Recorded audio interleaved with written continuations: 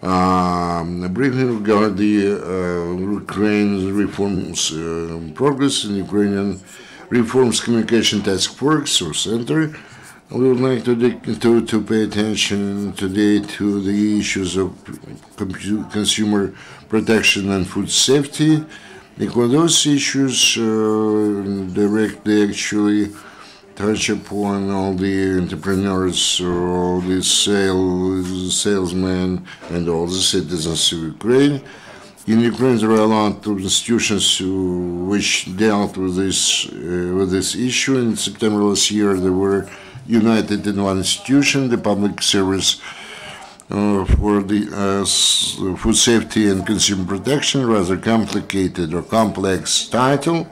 This service, on the one hand, has to integrate a lot of different services and avoid the redundancy and reduce the pressure on the entrepreneurs, and to ensure the protection of the consumers, both food products and non-food products, and also to ensure introduction of the reforms which have been approved on the legislative level when we are talking about the food safety law 1602 adopted last year about the general framework of food safety, for the protection, the procedure of the assessment of compliance, and the market supervision over the foodstuff quality. All those bylaws and laws which were adopted for a lengthy period of time.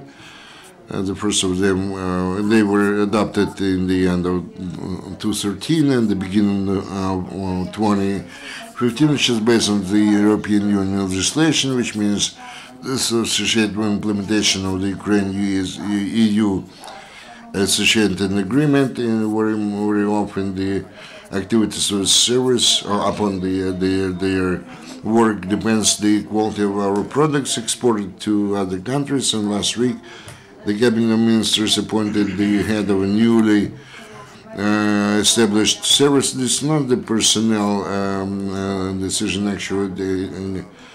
It gives impetus to the work of new structure and all the control functions along those lines in our country. So I'm happy that Sergiy Glushchenko came here today, who is the head of the State Service of Food Safety and Consumer Protection Service of Ukraine. I still read this title because this is a lengthy and complex title. For him to share with you about the news about the service and how they are going to take care of reform in this sphere. Sergiy, you have the floor.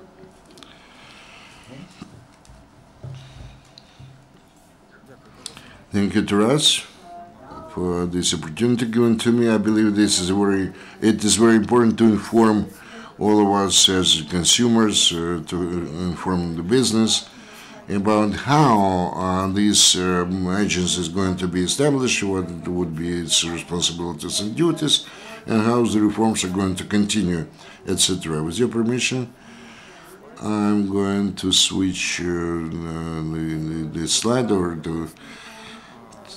And with the help of slides, I'll try to explain to you some of the things which are the basic and the grounds of the activity of our newly established body. You see the major principles proceeding from which I would like, the fundamental principles which are important for what we are going to do. We're going to do a lot, And everything which is subject to reforms and to changes, to further improvement, will be based on those principles. One of the main principles is the need to preserve recognition of our control system by our major trade partners, first of all, the European Union. Why it is important? We understand that further export of our products depends upon this, and also depending upon this is the further development of our economy, etc., etc.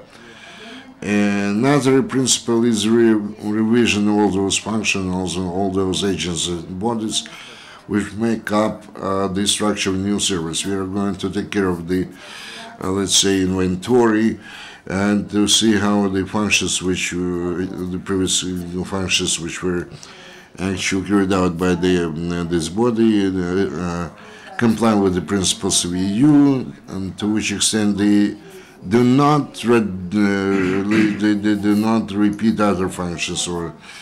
And proceeding from this inventory, we're going to say goodbye to a lot of those which we used to have in the previous control bodies. I really do not want them to be part of the new agency. A very important issue is the consultation for the business. Explain to them the requirements of the legislation. I really wish very much that the new body not to be the punitive mechanism and provide only consultation to the existing business. I do hope that such an approach will be instrumental in improving the situation of, let's say, meeting all those requirements imposed on the business, and to further improve the cooperation between the control bodies and business. There's a problem with planning activities of supervisory authorities. It's no secret that little of them have ever planned their activities, and the inspections were most of the time chaotic and spontaneous, without any systemic approach in sight. I think this practice will be stopped, and there will be long-term and operational inspection plans, annual ones, which will be openly accessible for business persons to know when it will come and what matters will be on the table.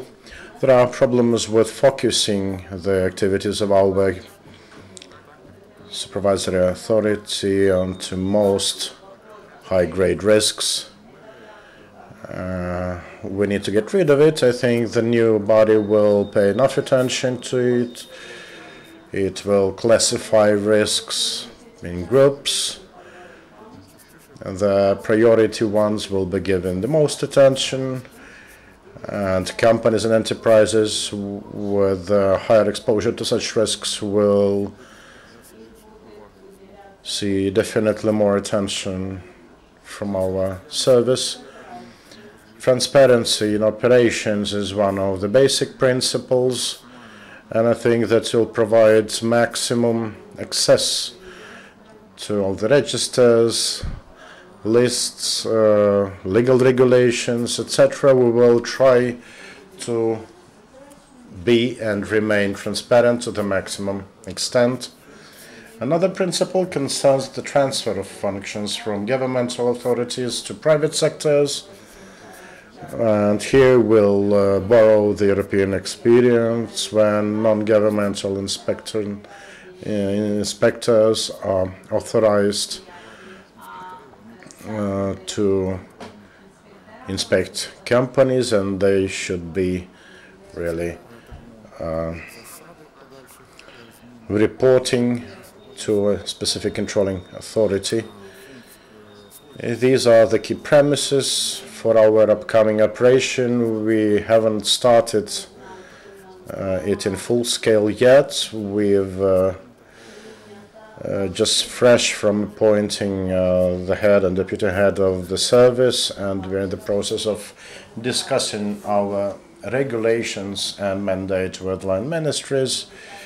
There is also a range of certain bureaucratic procedures to be followed, from manning schedule to structural organization, etc. And I think that in a month and a half or 2 months,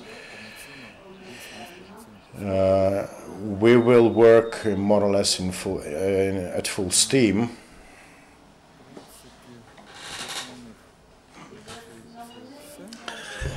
These are the basics, and I would probably also mention our legislative framework. We do understand that our legislation, if left unchanged, will really be a hindrance for operations of the new authority, and we do understand this is an issue in need of resolving. There is a number of instruments that can help here. First of all, it can be done through such instrument as stock taking, when we will check all of the functions bestowed on that authority to see what exactly this body needs to inspect under the legislation in force. We'll have to see what permission procedures are in place, whether we can scrap some of them to eliminate duplication of efforts with other controlling authorities. We will have to check whether there is duplication of efforts when it comes to supervisory tools at the governmental level, because many times we see excessive procedures that are not market ones, not matching the European standards. And we can also have a guillotine principle used by scrapping all the mothballed acts and regulations in favor of new ones.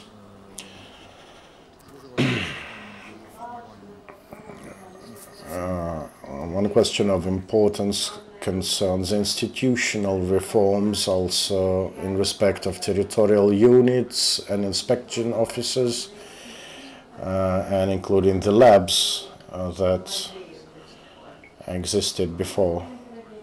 We will see here into the scope of lab services we need at the government level. We see the need to identify clear parameters of what needs to be tested in these labs. From here we'll come to the number of lab tests necessary for the government to identify the total scope of research. From here we will go to the desired number of labs. The excessive ones will be transferred to private sector, they will be privatized. Another important direction concerns early warning system to be established to provide timely warning about unsafe products like the RAFT and RAPEX systems they have in the EU to promptly notify the market about dangerous products coming. These will allow notifying all the relevant authorities at the national level about such dangerous products, including the information about the origin, the manufacturer, etc. And this will also allow for a full-scale removal of such product from the market. A drastic difference from the current situation here, when we don't have actually any tools to remove such unsafe products from the market, with inspection officers coming to points of sales and seeing these unsafe products and being effectively enabled to remove them from the shelves in any other retail points. And such early warning systems will also include making certain barriers to prevent entry of unsafe products on the national market, and this involves border guard service to execute these surveillance functions.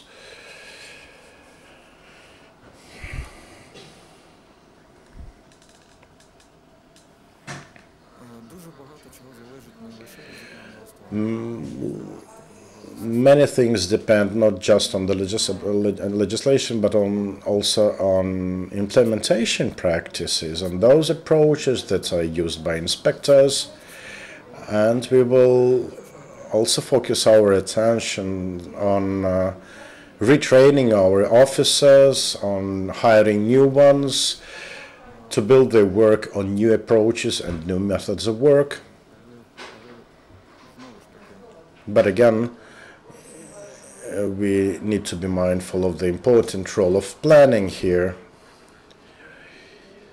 We need to implement a risk-oriented approach with shifting the focus from inspections to consultancy and advice to businesses rather than sanctioning companies.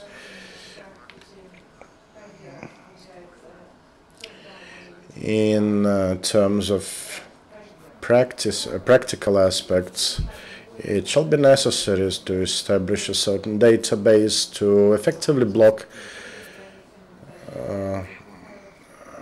the excessive number of unscheduled inspections. Such a database will be helpful in terms of reviewing the history of inspections to see whether companies comply with opinions of inspection officers, whether they correct it, because until recently we have never had such history of inspections to see whether companies did anything to correct the identified shortcomings.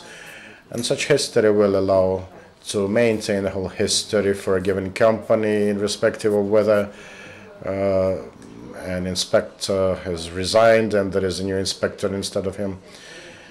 That is, it will be a collective institutional history. And these are the key premises that I'd like to share with you. They will chart the nearest future of our work in our service. I will gladly take your questions.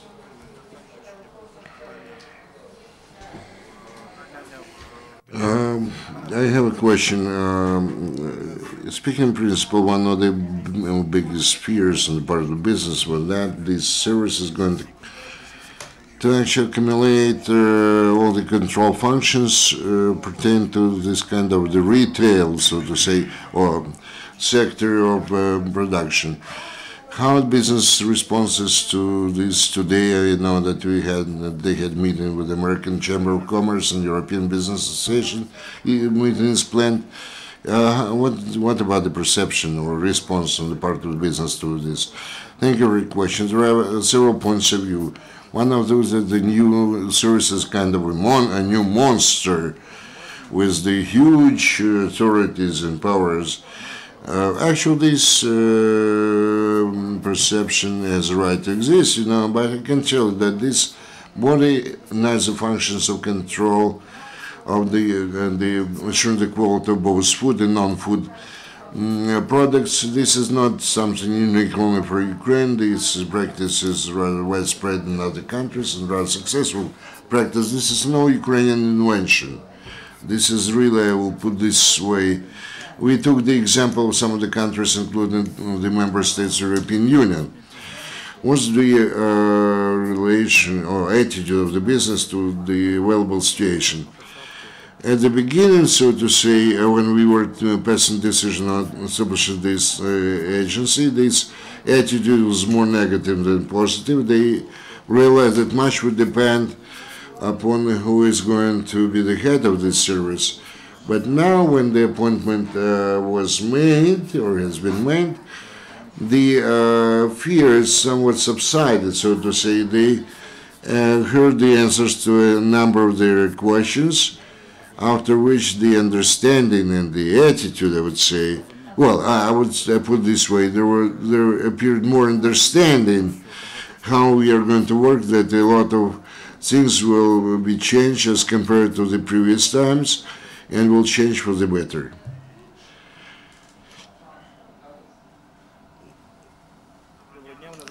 My name is Sergiy. I represent here those public organizations which for a year have been for the restoration, verification, and inspection, because we believe this is not correct to have moratorium, and there is a lot of negative. Also, I'm a member of the committee on the tobacco products. So I have two questions. In your opinion, what is the role of the public? What form will be of the public council or the under this service, and how to get in? Okay, and how can we see get acquainted with the provisions? We understand that was kind of behind the scenes coordination with the business, and only after there was a lot of ado about that. How can I ensure that all the stakeholders be involved in these Actually, this European standard, when the public organizations take part of the control in this sphere. Well, actually, if you're talking about this is the picture how the society or the country regards this kind of consumer protection, and it has to do with everybody, irrespective of whether you're a citizen, ordinary citizen, or the public figure, or whatever. This is a very important issue today. Thank you, Andrei, for this comment. I do believe that from this special Ukraine Reform Communication Task Force, we will share your opinion that this is one of the most important institutional reforms taking place in Ukraine. This is a bit, to some extent, technological and technocratic, but this is indeed a very important institution in order to change our everyday life. We were talking about the consumers. Thank you for your question again. Coming back to the fact that a lot of issues are going to be covered by this service, my vision is as follows. Despite the fact that one body embraces a lot of different control functions, we have to depart from part of those control functions, number one. Number two, the role of the public at large in this issue. You know that in the European Union there is an institution of, so to say, private inspectors. When they state intentionally, let's say, delegate some of the control functions to the public, you know, in the form of specific legal entity or experts. We'll try to do the same. The more so that the law which was adopted on neighborhood safety, it contains certain provisions and the rights, and we can delegate some of the control functions to somebody else. But this kind of transfer delegation will make provision for subordination or reporting to this control body, and actually they will follow the schedule or the inspection schedule of the controlling body, and not just I'm going to inspect whatever I wish. Speaking about the provisions, we are approached the stage of finalizing those kind of what we've elaborated so far. When we had to actively, when we reach this stage. Well, speaking about the stage of active involvement of public at large, already passed. For 10 months now, we're working on that issue. If for the period of 10 months you were not involved, did not participate in this, I'm sorry for that, but that doesn't mean that you cannot voice your own ideas concerning this or another provision. On the other hand, there is nothing mysterious or secret in those provisions. They are open for discussion. What is included there? Actually, it's in conformity with the provisions of the law, nothing extra, you know. Well, we do not even entertain the idea that there is something in addition to what is contained in the law. The other story that we maybe have to make some amendments in the existing law to take care of what you mentioned, and the principles which we're going to use, I already briefly told you. As for the public council of the state public consumer inspection, this is you understand that I represent this specific service, and this service is going to have its own public council. If you wish, you can get involved in that. And the council you are talking about is under auspices of other ministry. What Andrei mentioned about the work on the provisions, in my previous capacity I also was involved in that work, and I can tell you that if we are talking about the subject control and the volume of control, this is in conformity with the legislation in force. Maybe there are some things which somebody believes being on systematic control over jewelry or tobacco products or some tourist services. They remain in these provisions until it is revisited on the level of the laws if they deem it necessary. A separate block which requires optimization is a block of administrative interference in the activities of the economic entities, the issue of the inspections, and some kind of false information, whatever. But we are talking about meeting the requirements of the law. We cannot make the laws, let's say, in operational, so to say. There is no approach or access, to that document. The protection of consumers plan, for you to understand, in March, this plan is mentioned just one of 15 pages. The other fund, the control over the fodder and forage, is mentioned 15 times. We do not know whether our proposals have been taken into account. Tobacco products control, it's very important. We don't know whether you included this in your provisions. If you exclude it from the list, it means a huge sphere. Advertisement and smoking, whatever pertains to tobacco products, will be just vanished in the air. If you say that this is an open process, even if it's completed, just one of our organization, the Union or Association of Consumers, was involved. The rest were the representatives of the business structures, which is good, but this process, unfortunately, was not open. Sorry to say that. You see, when preparing the regulations, you've been used to see the regulations or rules of procedures of the inspectorates under reform today. If we check the agricultural inspectorate, if I'm not mistaken, we have about 250 points of authority or authorization. I don't like to have it with this inspection here. You mentioned it, the consumer protection mentioned just once. You see, the matter of consumer rights, we can speak about it only when a product is consumed, whether it is a food product or not. And the right to information, for example, if we have this language specifying specific requirements to food products in line with existing legislation, then we can see that consumer rights are in line with certain specific legislative requirements. That is, if you don't see direct mention of consumer right protection, you are free to check for relevant provisions in other legislation. And I don't see any big problem here. We could go the way of detailing every bit of authority within the scope of the legislation.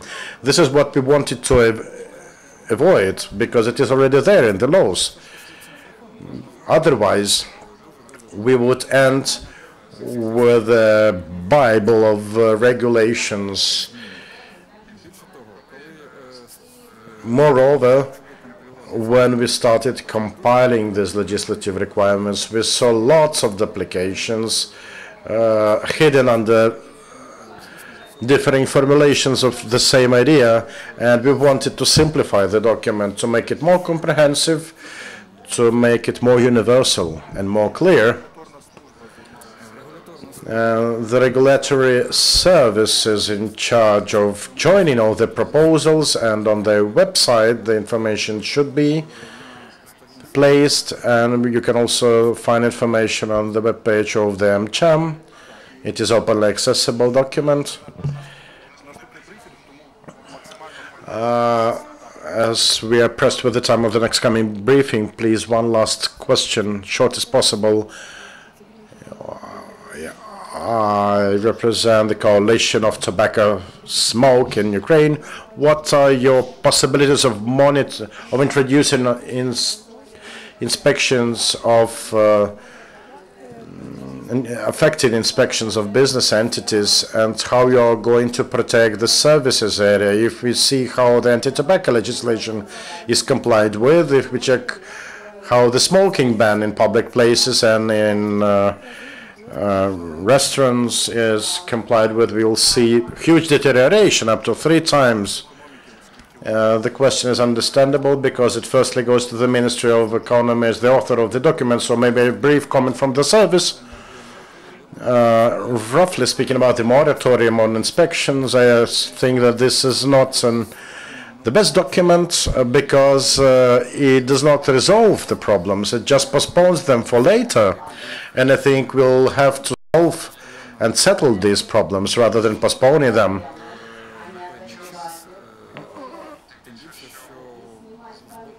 Still more than we risk certain questions posed by our trade partners in terms of how efficient or inefficient our safety system is. I think the remaining questions we will leave for the